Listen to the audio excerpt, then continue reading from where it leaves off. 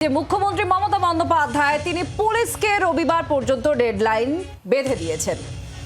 আর সেই সঙ্গে তিনি বলেছেন ভেতরে কেউ জড়িত থাকতে পারে এমন একটা সন্দেহ প্রকাশ করেছেন তিনি, কারণ এই সন্দেহটা পরিবারের তরফ থেকেও কিন্তু রাখা হয়েছে মুখ্যমন্ত্রীর কাছে।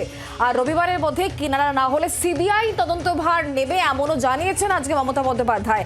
সিপি বিনীত গোয়েলকে পাশে নিয়ে এই কথাই বলেছেন মুখ্যমন্ত্রী মমতা বন্দ্যোপাধ্যায়।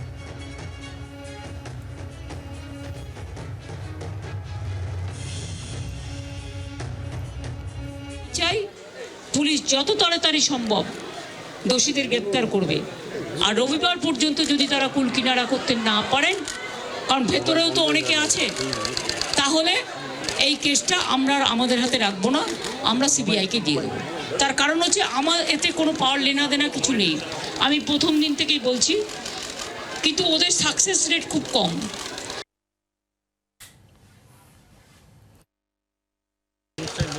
আমি আশ্চর্য হয়ে যাচ্ছি, ওখানে নার্সরা ছিলেন, ওখানে ওদের সিকিউরিটি ছিলেন,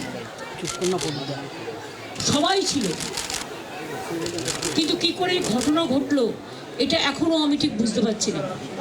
পুলিশকে আমি বলেছি, বাবা মাও যেটা আমাকে বলেছেন যে ওদের ভেতরেই কেউ আছে, যদি ভেতরে কেউ থাকে, কারো প্রতি সন্দেহ হয়, যারা ছিল, যারা ওর বন্ধু বান্ধব, তাদেরকে সবাইকে ডেকে কথা বলবে এবং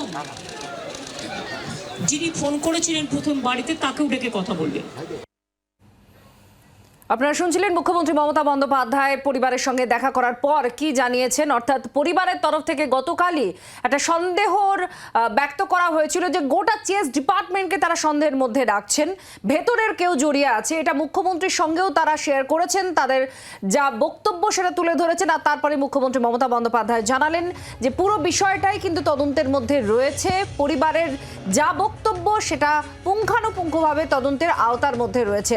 আর এরই পাশাপাশি আপনাদের জানায় সিপি, যিনি নিজে আজকে গিয়েছিলেন মুখ্যমন্ত্রীর সঙ্গে পরিবারের সদস্যদের সঙ্গে কথা বলতে, তিনিও পরিষ্কার বলে দিয়েছেন যে পুলিশ একটা হেল্পলাইন খুলেছে, যাদের কাছে যা ইনফরমেশন আছে, কারোর বিরুদ্ধে যদি কোনো সন্দেহ থেকে থাকে সেই বিষয় নিয়েও তারা জানানোর জন্য আহ্বান করেছেন। বিজেপি নেতা সজল ঘোষ এই মুহূর্তে আমাদের সঙ্গে রয়েছেন টেলিফোনে। সজলবাবু, মমতা বন্দ্যোপাধ্যায় আজকে নিহতের পরিবারের সঙ্গে দেখা করেছেন, তিনি বলেছেন এটা নক্কারজনক ঘটনা, দ্রুত যাতে বিচার হয় ফাস্ট ট্র্যাকে, সে কথা যেমন তিনি বলেছেন, তার পাশাপাশি খুব উল্লেখযোগ্যভাবে মমতা বন্দ্যোপাধ্যায় বলেছেন রবিবার পর্যন্ত সময়, তার মধ্যে যদি গোটা ঘটনার কিনারা না হয় তাহলে তদন্তভার সিবিআইকে দিয়ে দেওয়া হবে। কি বলবেন আপনি? না না, প্রথম কথা হচ্ছে মুখ্যমন্ত্রীর কথার কোনো মূল্য নাই। উনি যখন যেমন ইচ্ছে যা মুখে আছে তাই বলেন। আমি বিষ্ণু মাথা তুলছি না।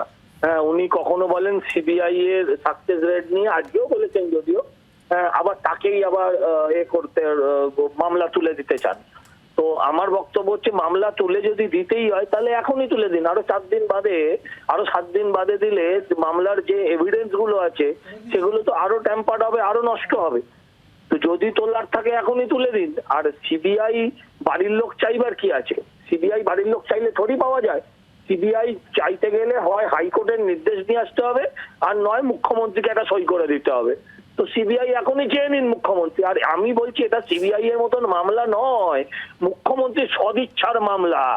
যদি পুলিশ চায় এই মামলাটা আগামী কয়েক ঘন্টার মধ্যে সলভ করে দিতে পারে, অথবা পুলিশের হাতে সলভ আছে যে কারণের জন্য মুখ্যমন্ত্রী এই কথাগুলো আগাম শুনিয়ে দিচ্ছে। এটা তো একদম 100% সত্যি কথা যে এই কাজটা কোনোভাবে এক ব্যক্তির পক্ষে করা সম্ভব নয়। আরো অনেক ব্যক্তি আছে সেখানে, এই একটা সিভিক ভলেন্টিয়ার কে হতে পারে, সে মতো মাতাল। প্রশ্ন তো অন্য জায়গায়। পুলিশের তরফ থেকে যেটা বলা হচ্ছে তারা হেল্পলাইন খুলেছেন এবং কারোর যদি কোনো রকম সন্দেহ অভিযোগ কারোর বিরুদ্ধে থাকে সেটা পুলিশকে জানাতে পারেন, পুলিশ সেই মোতাবেক পদক্ষেপ করবে। আচ্ছা বলুন, এখানেই সন্দেহটা বাড়ে না? এখানেই সন্দেহটা বাড়ে না? পুলিশ এত প্রোঅ্যাক্টিভ কেন? এই পুলিশই তো প্রথম দিন বলেছিল আত্মহত্যা করেছে। আপনারা বলুন তো, তার ফার্স্ট লুকটা দেখেছেন আপনারা, যে ছবিটা প্রথম বেরিয়েছে, তাতে আত্মহত্যা আপনার কেন? কোন সাধারণ শুভবুদ্ধি সম্পন্ন মানুষের কি এটা হতে পারে যেটা আত্মহত্যা? হ্যাঁ, সেই পুলিশ এত প্রোঅ্যাক্টিভনেস হঠাৎ দেখাচ্ছে। কখনো মুরলী শর্মা বাড়ি যাচ্ছে, কখন পুলিশ মন্ত্রী বাড়ি যাচ্ছে, কখনো তো হাসখালির মেয়েটার বাড়ি যাননি। নিশ্চয়ই কিছু এমন কিছু আছে যার জন্য মুখ্যমন্ত্রী ভীষণ বিব্রত এবং সেটাকে ধামাচাপা দেওয়ার জন্য তিনি উঠে পড়ে লেগেছেন। মুখ্যমন্ত্রী যতই সাধু সাজুন, আজকের দিনে যতই তিলক কেটে সন্ন্যাসী সাজুন, মুখ্যমন্ত্রীকে কেউ বাংলার মানুষ আর বিশ্বাস করে না, এই সরকারকেই বিশ্বাস করে না। তাই পুলিশ ধরার পরেও কালকে সিপি বলেছেন যে একজনই যুক্ত, তারপরেও মানুষের সন্দেহটা তার বাইরে যাচ্ছে না, কারণ এদের ওপর কোনো আস্থা নেই, কোনো ভরসা নেই। বাংলার আওয়াজ, বাঙালির আবেগ, জি 24 ঘন্টা।